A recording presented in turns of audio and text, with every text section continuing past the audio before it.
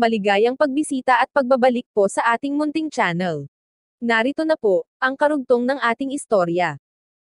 Ika-251 na kabanata.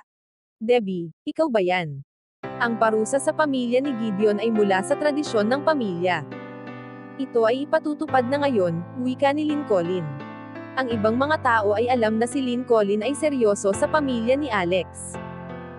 Kung ang parusa ay maaantala ng ilang araw, pagkatapos umalis ng mga tao sa lugar, magtataka sila kung may pinapaboran ito sa pamilya ni Alex na hindi pagsasagawa ng pamunuan ni Lincoln.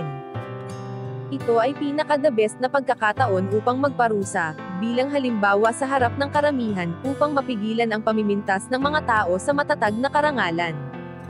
Nagmadali itong pumunta sa hall, at bumalik kaagad na may kasamang 6 na lalaking malalakas. Ang lahat ay napatingin sa kalituhan sa mga galaw nito. Si Dexter at ang 6 na lalaki ay naglakad patungo sa pamilya ni Alex. Bagaman pinanatili nitong formal ang kanyang ekspresyon sa mukha, si Nathan Ambrose ay masayang manonood sa sitwasyon na ipalalabas. Nang bata pa siya, nakakita na ito ng mga taong pinaparusahan. Ang pamilya ni Alex ay magiging halimbawa sa hindi pagiging tapat. Ang pamilya nila ay mawawalan ng reputasyon sa harapan ng buong pamilya Ambrose. Lolo, tumingin si Alex kay Lincoln at formal na sinabi, "Ako ang papalit sa lugar ng aking mga magulang." Nang sinabi niya ang mga salitang ito, ang lahat ay nabigla at nagsimulang magbulungan. Kung si Alex ang papalit sa lugar ng kanyang mga magulang, hindi ito tatagal ng 15 minuto sa atake ng mga gwardya. Ang lahat ay skilled martial artist. Ang parusa ay hindi para magsaya. Ito ay magiging masakit. Hindi, dapat ay ang iyong mga magulang, wika ni Lincoln. Lolo, batay sa ating family tradition. Kung may taong willing na palitan sila, ito ay pinapayagan. Ang parusa ay valid pa rin. Hindi ito makakapagpahina sa relasyon na nag-uugnay sa ating buong pamilya. Nararamdaman ni Alex na nasasaktan ang kanyang lolo upang ipatupad ang mahigpit na patakaran. Pero naiintindihan din niya kung bakit hindi iuurong ng kanyang lolo. Gusto nitong gawin ang lahat ng posible upang maibalik ito sa kasiyasiyang wakas. Pero hindi kaya ni Alex na mapanood na nagdurusa ang kanyang mga magulang. "Lolo, ako ang papalit sa parusa ng aking mga magulang. Pakiusap, nagmamakaawa ako sa inyong pagpayag." Ang pamilya ni Alex ay tumingin kay Lincoln. Isa ka lang bata. Si Lincoln ay may tingin na pag-aalala sa kanyang mga mata. Pero si Alex ay nagsalita upang pumalit sa kanyang mga magulang. At tama ito na pangunahan ang pakikipagpalit sa kanyang mga magulang.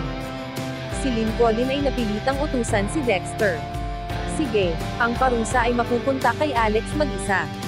Ayaw ni Flora at Gideon na si Alex ang pumalit at pinilit nilang pahintuin ito sa kanyang kagustuhan. Yumuko si Alex at prangka na sinabi, "Hindi pa ako nakakabayad sa inyo, sa loob ng ilang taon na pag-aalaga nyo sa akin. Ito na ang pagkakataon upang may gawin para sa inyo. Mama, Papa, huwag kayong mag-alala, mabuti ang aking kalusugan." Balewala ito. "Alex, nakakatawa ka, gusto mong magpakita ng paggalang sa iyong pamilya sa harapan ng iyong lolo. Pero ito ang huling katangi-tanging bagay na iyong magagawa." Sa isip ni Nathan. Naalala ni Nathan noong siya ay bata pa, ang lalaking pinarusahan ng kalahating oras, ay bumigay sa loob ng 25 minuto. Mas malakas pa ito kaysa kay Alex. Mas makaiinam ito para sa kanya, kung mawawala si Alex. Si Alex ay naghahanda para sa kanyang parusa. "Huwag kang gumalaw, Mr. Alex. Ano ang gagawin niyo sa kanya? Bitawan niyo si Mr. Alex. Umalis kayo dito." Ang pagsigaw ng mga boses ng Mon Girls ay narinig sa buong hall, habang sila ay nagmamadaling iligtas si Alex. Bagaman alam nila na ang kanilang mga kilos ay magaspang, hindi nila kayang makita ito na masasaktan. Ang lalaking nakatayo sa likod ni Lincoln ay mabilis na nag-react, at hinarang ang 4 na babae. Ang pangalan ng lalaki ay si Conan. Ito ay highly skilled martial artist na nagsisilbi bilang bodyguard ni Lincoln. Noong 25 si Conan, marami na itong tinalo na martial art master sa ibayo ng United States. Pagkatapos nito maging bodyguard ni Lincoln noong 26. Ito ay nawala na sa mundo ng martial arts. Nag-focus ito sa pagprotekta kay Lincoln araw-araw, pero ang kanyang galing ay hindi kumupas. Pagkatapos ng 10 taon na mahirap na ensayo, naperpekto na nito ang teknik na nagpatanyag sa kanya. Bagaman si Conan ay payat, ito ay solid. Ang Moon Maiden ay hindi natatakot dito, bagaman masasabi nila na ang kakayahan nito ay medyo nalalapit kay Virginia Fox, na dati nilang master.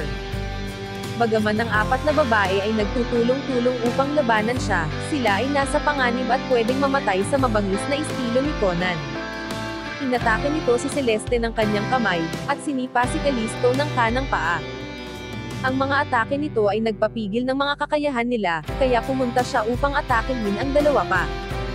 Nakita ng lahat kung gaano ito kaliksi, at alam na ito ay magiging maikling laban lang. Inaasahan nilang babagsak ang 4 na babae sa mga susunod na segundo. Si Celeste ay sinubukan ibigay ang kanyang makakaya, pero nararamdaman niya na siya ay matatalo. Isang parang multo na figura ang sumulpit sa harapan ni Conan. Isang figura ng kamay ang humawak sa suntok ni Conan, at pinaikot ito pabaligtad. Inilipat ang lakas ni Conan sa ibang direksyon. Nang sandali ring iyon, isang figura ang tumulak kay Celeste palayo. Ang kanang paa ni Conan ay sinipa, at nawala ang kanyang tindi. Si Conan ay napaatras at nabigla nang makita ang figura na pumigil sa kanyang atake ay si Alex. Ang binata ay maliwanag na may kakayahan. Bilang isang bodyguard, hindi siya maglalakas loob na lumaban sa miyembro ng pamilya Ambrose. Mabilis niyang inihinto ang kanyang pag-atake, umatras at tumingin kay Lincoln upang humingi ng instructions kung ano ang susunod na gagawin. Si Alex ay sinipa ng malakas ang kanyang binti, at kumikirit pa ito sa sakit. Nang makita ni Lincoln ang malakas na martial arts skill ni Alex, siya ay nabigla at medyo natuwa. Ipinaunawa nito sa mga mata ni Conan na kaya niya itong labanan. Bumalik si Conan sa likod ni Lincoln. Nang makita ni Alex na huminto na si Conan sa pag-atake, mabilis niyang ibinaling ang atensyon sa mga Moon Maiden, at tinanong kung maayos lang ang mga ito. "Maayos lang kami, maraming salamat sa pagliligtas mo sa amin," wika ni Celeste. Ang mga Moon Maiden ay nakaramdam ng sobrang kasiyahan. At nakahinga ng maluwang si Alex. Bumaling muli ito kay Lincoln, at lumuhod. "Lolo, sila ay mga kaibigan ko, at hindi nila nauunawaan ang mga patakaran ng pamilya. Pakiusap, patawarin mo ako. Hahayaan ko na sila, pero kailangan na natin magtuloy sa iyong parusa," wika ni Lincoln na may malalim na boses. Nag-aalala ito para kay Alex. Hindi niya pwedeng aminin ito, pero hindi siya kontento na makita ang mga taga-suporta ng kanyang apo na gusto siyang iligtas. Sa pagtingin sa 4 na babae, mahina nitong sinabi, "Ang lolo ko ay hahayaan kayo. Gusto kong tanggapin ang kaparusahan. Pakiusap, tumayo kayo sa gilid at huwag gumawa ng kahit ano na makakaabala." Ang 4 na babae ay hindi kaya na makita siyang paparusahan. "Walang kahit sino ang makikialam, yan ang utos ko," wika ni Alex sa mga Moon Maiden. Ang bawat isa sa kanila ay gusto pang makipaglaban. Pero alam nila kung gaano kaimportante ang mga utos ni Alex. Si Alex ay nagpunta sa harapan sa grupo ng mga lalaki, nang biglang nag-ring ang kanyang cellphone. Bagaman ang pagdiriwang sa lugar ng Ambrose ay mahalaga, ang lahat ay palaging hinahayaan na naka-open ang kanilang mga cellphone, at pinapayagan na sagutin ito sa isang sulok. Ito ay nauunawaan dahil sa sobrang daming negosyo ang nakakalat sa mundo, at hinahayaan na magpatuloy ang mga communication kahit nasa mga bulwagan katulad nito. Pero ang pagsagot sa cellphone habang paparusahan katulad nito, ay hindi kadalasan nangyayari. Si Alex ay nakaramdam ng awkward tungkol sa biglaang pagsingit, at mabilis nitong kinuha ang cellphone at tiningnan. Pero nang makita niya ang tawag ay mula kay Leona, siya ay nabigla. Bakit siya tumatawag? May nakalimutan ba siyang sabihin? Ano ang iniisip niya, sa isip ni Alex? Ang cellphone ay patuloy na nagri-ring, at naririnig sa buong paligid. Ang lahat ay nakatingin sa pagtataka. Nag-aalala sila na baka biglang sagutin ni Alex ang cellphone, at lalong makapagpaggalit kay Lincoln. Pagkatapos, ito ang eksaktong ginawa ni Alex, sinagot nito ang tawag at inilapit sa kanyang tainga, at sinabi, "Hello." "Alex," wika ni Debbie nang marinig ang boses ni Alex. Kinakabahan ang puso nito. Leona, naramdaman ni Alex na, nabuhayan ang kanyang puso, pero hindi siya umasa ng lubos. Naaalala ko na ngayon.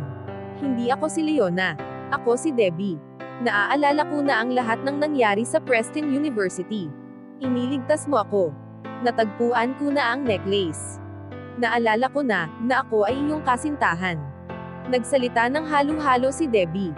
Napaglabanan niya ang emosyon. Si Alex ay nakikinig sa mga salita nito sa cellphone. Ang mukha nito ay puno ng pagiging masaya. Nakalimutan na niya ang kanyang sitwasyon. Isa lang ang pangungusap sa kanyang puso at isipan. Si Debbie ay naaalala na ako, sa isip ni Alex. Inalola niya pabalik ang lahat, sa tuwing susubukan siya nitong abutin, binibigo niya ito.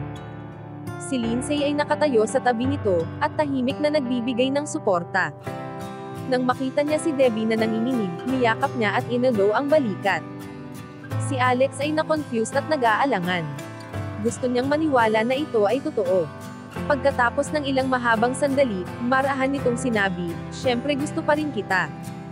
Sa narinig na salita nito, ang mga luha sa mata ni Debbie ay nagsimulang mahulog muli. Umiiyak siya sa tuwa. Gusto pa rin siya ni Alex. Hindi siya nito isinuko. Niyakap ni Lindsay si Debbie. Masaya ito para sa kanila. Pero nakaramdam na hindi na sila magkakaayos ni Alex. Pinilit niyang huwag isipin ang tungkol sa kanyang nararamdaman para kay Alex. "Debbie, kailangan mo ba ako?" Ang mga mata ni Alex ay nagtatago ng dalawang malaking luha at masaya ito, pero gusto niyang marinig ang pagpayag nito sa kanyang nararamdaman. "Oo, kailangan kita. Wala na akong iba pang gusto. Gusto ko na magkasama tayong muli," wika nito sa kabilang linya. Ika-252 na kabanata. Ang Family History. Mabuti, hintayin mo ako sa Washington DC, babalik ako sa iyo sa lalong madaling panahon. Napagtanto ni Alex na kahit siya ay sobrang saya kay Debbie, sa wakas ay naaalala niya, na nasa kaarawan pa siya ng kanyang lolo at tatanggapin ang parusa. Kailangan niyang itigil ang pakikipag-usap sa cellphone at harapin ang sitwasyon. "Hihintayin kita," wika ni Debbie. At ibinaba na ni Alex. "Lindsay, gusto niya pa rin ako. Hindi siya galit sa akin. Pwede na kaming bumalik sa kung ano kami dati." Masayang wika ni Debbie habang kinukuha ang kamay ni Lindsay. Ang puso niya ay puno ng saya, at ang mata niya ay maluha-luha. Sumagot si Lindsay na may ngiti, kahit na pinipilit niyang itapon ang kanyang inggit. Pagkatapos makita ang kalugod-lugod na itsura sa mukha ni Alex, habang nakikipag-usap sa cellphone.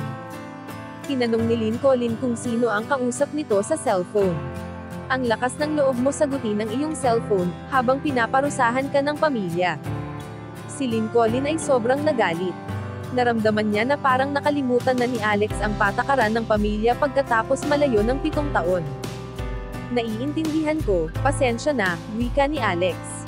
Pagkatapos tumingin sa kanyang lolo, naghalo ang kanyang emosyon. Lumungod siya at sinabi, "Lolo, hindi ko kayang isuko si Debbie, pakiusap parusahan niyo ako." Ang boses ni Alex ay mahina, pero ang mga tao sa hall ay naririnig pa rin siya, at na-shock.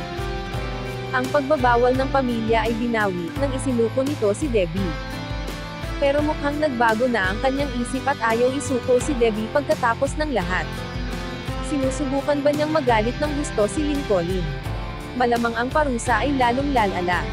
Sa isip nila, inihampas ni Lincoln ang kamay sa lamesa sa kanyang tabi. Tumingin siya kay Alex at galit na sinabi, "Paano ang babaeng iyon ay magiging parte ng pamilya Ambrose? Ikaw ay ina po ng pamilya Ambrose. Ang pagpili ng kasintahan ay hindi mahalaga. Ang pinili mo ay makaaapekto sa hinaharap ng pamilya."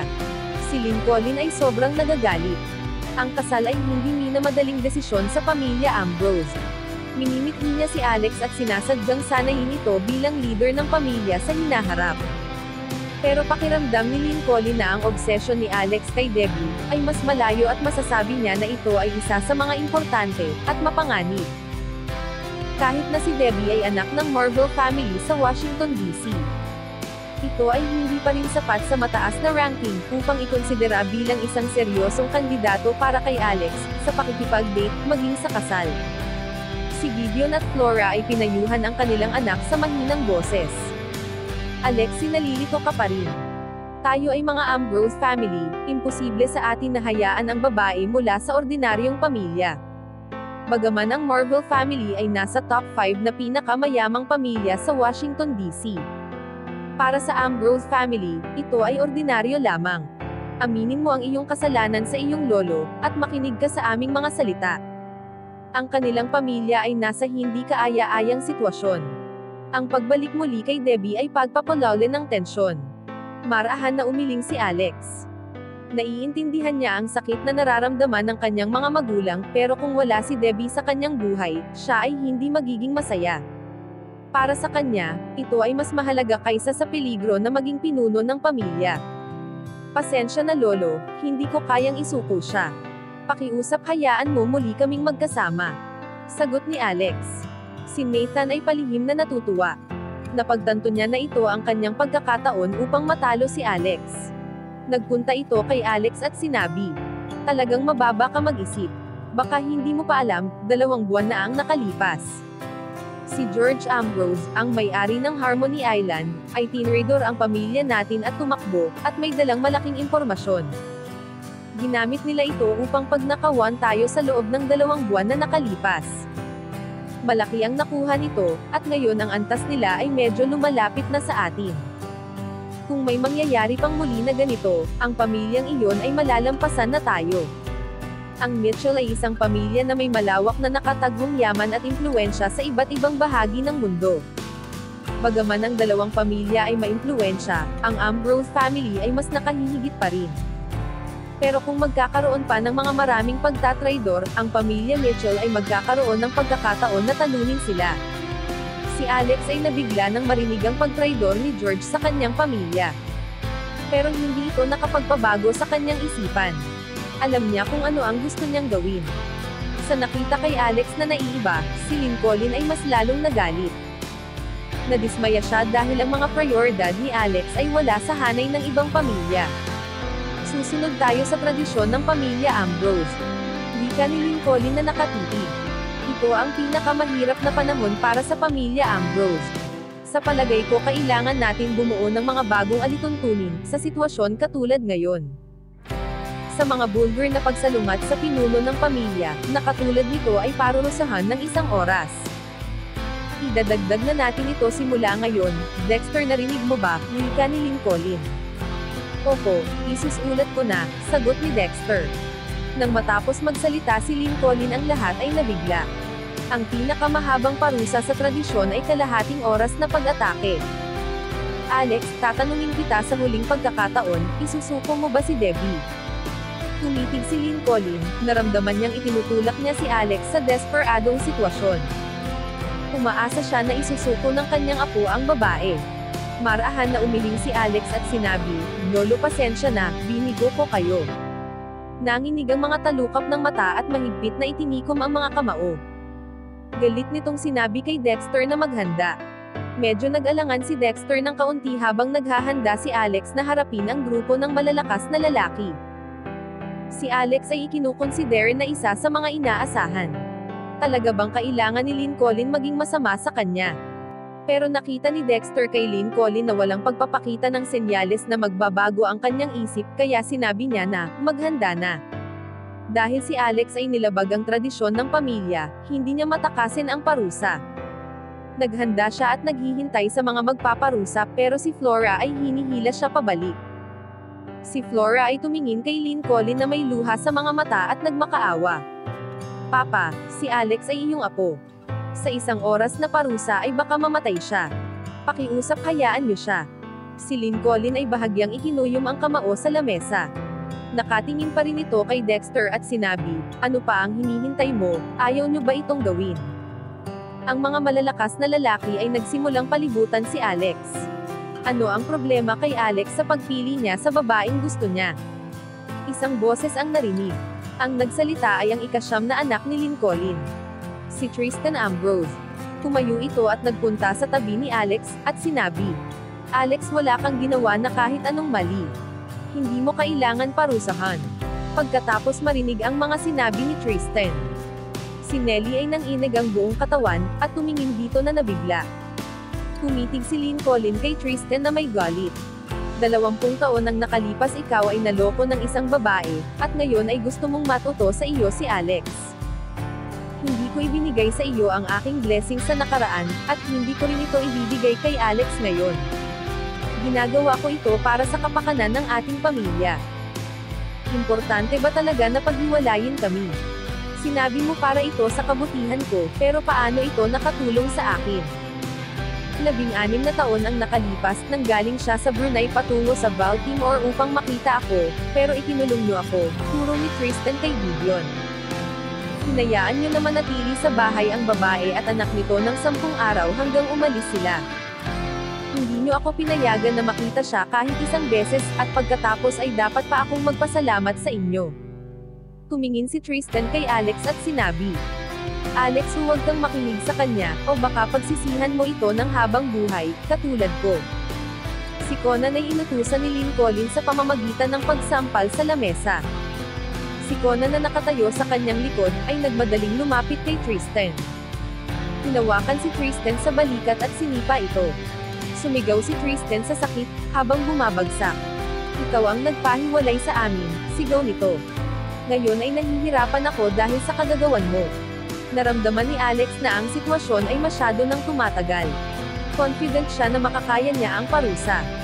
Kahit nahayaan niya na tamaan siya ng mga tauhan ng kanyang lolo ng kaunting beses para lang makontento ang galit ng kanyang lolo.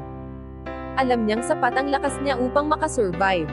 Tinawag niya ito at sinabi, maglaban na tayo.